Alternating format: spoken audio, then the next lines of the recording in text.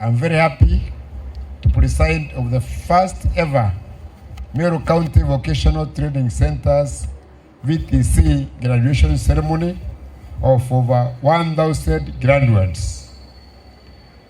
Mechanical engineering, carpentry, beauty therapy, fashion, hair and dressing, and others. The production of skilled labor force is our only way out of youth poverty and unemployment.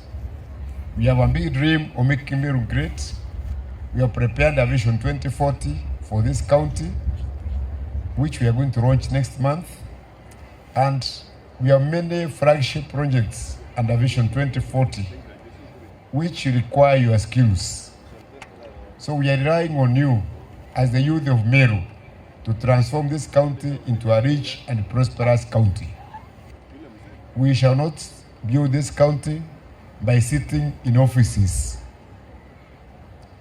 We must get ourselves dirty. Money is never found in clean places. Money is found in dirty places, in garages, in farms, in construction sites. That is where you find money.